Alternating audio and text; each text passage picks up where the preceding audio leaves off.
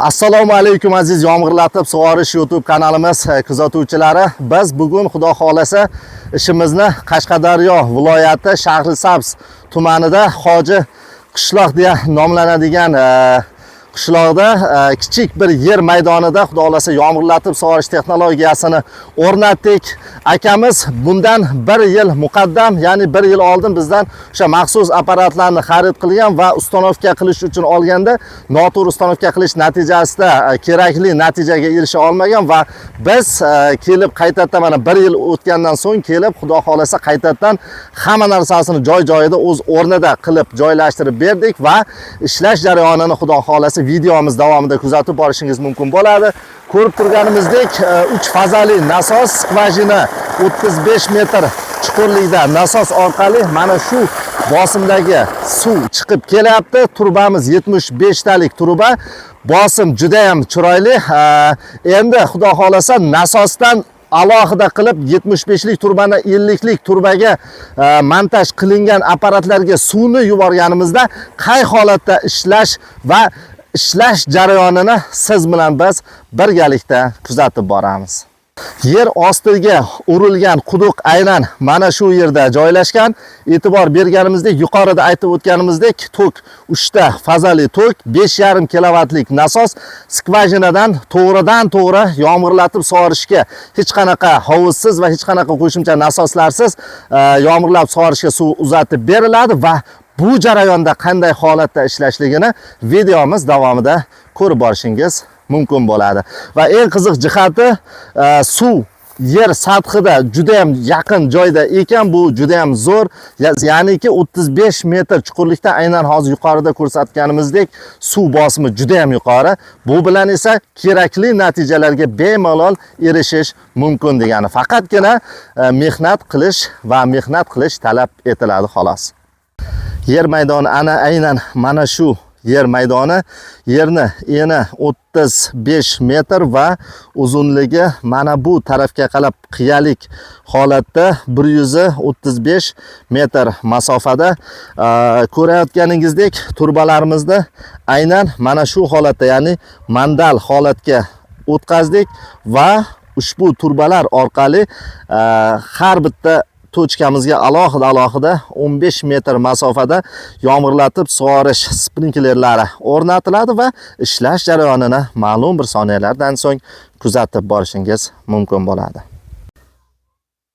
Ko'rib turganingizdek, biz turgan yer maydoni aynan Kutob tog' tizmasi yon bag'rida joylashgan yer maydoni. Ko'rib turganimizdek, tog' bizga juda ham yaqin. Balkim shuning uchundir suv yer sathida unchalik chuqur bo'lmagan joyda joylashgan va xullaski suvdan muammo yo'q. Aynan mana bu yer maydonida esa 3 gektardan oshiqroq yer maydoniga fermer akamiz aynan toklarni, ya'ni ekib uzumchilik bilan shug'ullanar ekanlar. Bundan olinadigan hosildagi daromad esa bir muncha yuqori bo'ladi va o'z navbatida mehnatga yarasha hayot tarzini o'zgartirishga ko'makdosh bo'ladi. Va biz ishlayotgan yer maydoni yuqorida aytib o'tganimizdek aynan mana bu yer maydoni. Yuqorida aytib o'tganimizdek 5,5 kilovatlik glubinli nasos 75 lik turba orqali umumiy masofasi 150 metr masofada joylashyapti. Eng qiziq jihatidan bittasi bu, o'sha yuqorida aytganimizdek 75 lik turbadan 50 lik turbaga sprinklerlar joylashtirildi va aynan o'sha 50 lik turba orqali yetkazib berilgan sprinklerga yetkazib berilgan suv ishlash natijasini, ya'ni o'sha mandal turbaga aylantirilib abot va sprinkler yordamida, sprinklerni ham eng sifatlisi o'rnatilganda qay darajada ishlashini mana ko'rib turganingizdek mukammal tarzda aylanmoqda. Eng qiziq jihatidan bittasi bu, o'sha yuqorida aytganimizdek nasosimiz glubinli nasos bo'lganligini hisobiga ham chuqurlikdan ham uzoq masofaga va holanki va sprinklerni ham 8 tasini mukammal tarzda aylanayotganligini kuzatishingiz mumkin. Bu yerda ko'rganimizdek hech qanaqasiga sug'orishdagi muammolar yuzaga kelmayapti. Narigi sprinkler sepgan suv keyingisini ostiga bemalol tushayotganligini aynan mana shu kadrlar orqali ko'rishingiz mumkin bo'ladi. Kuzating, zavqlaning. Vaholanki ushbu yerni ostidan sug'organimizda ketadigan vaqt yomg'irlatib sug'orishda ketadigan vaqtdan 2 baravarga yuqoriroq. Ya'ni ostidan sug'organda 2 kun vaqt oralig'ida sug'oriladigan bo'lsa, aynan mana bu yomg'irlatib sug'orish orqali esa bemalol 3 soat, boringki mana 4 soat vaqt oralig'ida bemalol sug'orib bo'lish imkoniyatiga ega bo'lyapmiz va eng qiziq jihatlardan yana bittasi bu, o'sha yomg'irlatib sug'orishda ostidan sug'organga nisbatan ham ekin samaradorligi oshadi va ham suvni tejashda va eng yana muhim jihatlardan biri bu elektr energiyada ishlatilayotgan o'sha kilovat mablag'imizni ham bir muncha past darajada tejashimizga imkoniyat yaratib beryapti va natijasini kuzatishingiz mumkin bo'ladi. Mana bu kadr orqali esa o'sha sprinklerimizni mana hech qanaqasiga ochiq joylar qolmasdan sug'orayotganligiga yana bir bor ishonch hosil qilishingiz uchun ko'rsatib o'tmoqdamiz va bu atrofda, ya'ni mana shu territoriya, ya'ni Qashqadaryo viloyatini aynan mana shu Shahrisabz tumanida joylashgan keng dalalik yerlarda bunaqangi yomg'irlatib sug'orish texnologiyasi hali o'rnatilmagan ekan va mana bu yomg'irlatib sug'orish texnologiyasini ko'rgandan so'ng qiziqishlar bir muncha ortishiga biz ishonchimiz komil. Chunki vaqt tejaladi birinchi navbatda. Ikkinchi navbatda yuqorida aytganimizdek elektr energiyani sarfi pasayadi. Bu bilan esa o'sha daromadni bir muncha yuqoriroq olish imkoniyati yaratib beriladi va o'sha biz gaplashganmiz maxsus mutaxassislar, ya'niki o'sha agro mutaxassislar fikrini biz o'rganganimizda yomg'irlatib sug'orish orqali qilingan hosildorlik, ya'ni ekindan olinadigan hosildorlik ostidan an'anaviy sug'orishga nisbatan 30-40-50% gacha yuqoriroq bo'lishini ular bizga ta'kidlashdi va ushbu ish jarayonlarida ushbu tizim o'rnatilganda olinayotgan daromad ham aynan o'sha siz qilayotgan rasxodga nisbatan bir muncha yuqori holatda bo'ladi.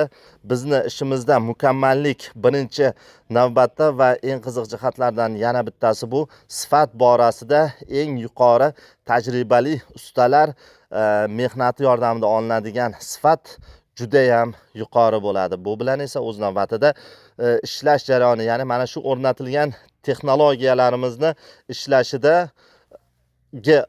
muddat, ya'ni misol uchun boringki mana 1 yil emas, balki 1 sezon emas, balki bu 5 yil, 10 yil, 15 yil mobaynida sizga aynan mana shu holatda, mana go'zal holatda sizga xizmatingizni qilib berishiga bizni ishonchimiz komil. Chunki biz har bir qilingan ishimizda har bir ishlatgan apparatlarimiz, ya'ni o'sha sprinkleridan tortib, turbasidan tortib, nasosdan tortib, vaholanki nimaki ishlatiladigan mahsulot bo'ladigan bo'lsa, hammasini biz avvalambor biz o'zimizda birinchi tajribadan o'tkazib ishlatib ko'ramiz.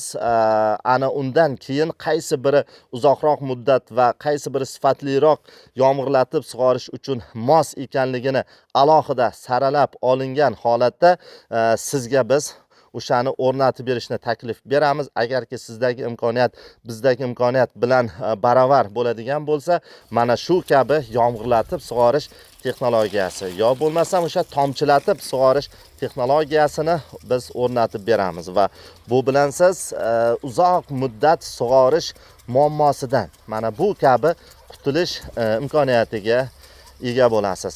Bizda birinchi navbatda har doim ta'kidlaganimiz kabi sifat birinchi o'rinda turadi. Agarki sizda o'sha sifatli mahsulotlar ustanovkasini o'rnatiladigan bo'ladigan bo'lsa, bu bilan siz daromadingiz bir muncha yuqoriroq bo'lishiga ishonchimiz komil. mana bu keyingi kadrdan ham ko'rishingiz mumkinki, aynan mana shu quyosh nurlari ostida aynan tomchilar qay joyga joylashib tushayotganligini kuzatish imkoniyati yana ham yuqoriroq bo'ladi. Biz aynan mana shu natijaga erishish uchun ham kunni botishini kutamiz va siz uchun chiroyli va nima deydi, tushunarli bo'ladigan roliklarni tayyorlashga harakat qilamiz. Bilasiz, biz har doim siz uchun xizmatda bo'lganmiz va bundan aslo biz charchamaymiz. Kuzatayotganingizdek, tomchilar har biri yerni 100% darajada qamrab olayotganligini mana bu kadrda ham bemalol kuzatishingiz mumkin. Bu bilan yomg'irlatib sug'orishda faqat ekinni hosildorligi emas, balki inson o'sha kayfiyatiga ham bir muncha yuqori ta'sir ko'rsatishini psixologlarimiz tarafidan ham o'rganib chiqilgan. Yuqorida ko'rib o'tganingizdek 35 metr chuqurlikdagi 5,5 kilovatlik glubinli 3 fazaga ishlaydigan nasos orqali yomg'irlatib sug'orish texnologiyasini o'rnatganimizda suvni sepish masofasi va suvni sepish hajmini birgalikda kuzatib bordingiz. Agarki sizda ham xuddi shu kabi yomg'irlatib sug'orishga ehtiyoj bo'ladigan bo'lsa, bemalol videomiz ostidagi nomerlarga qo'ng'iroq qilishingiz mumkin bo'ladi. Har qanday fikr, mulohaza va savollarga biz alohida javob berib o'tishga harakat qilamiz. Kommentariyalarda o'z fikringizni qoldiring. Biz siz uchun xizmatdamiz. Va shuni unutmangki, har qanaqa sug'orishdagi muammolar yuzaga kelgan yer maydonida biz sizga ko'makdosh bo'lamiz. Bizni kuzatishda davom eting. Doimo sog' bo'ling, salomat bo'ling.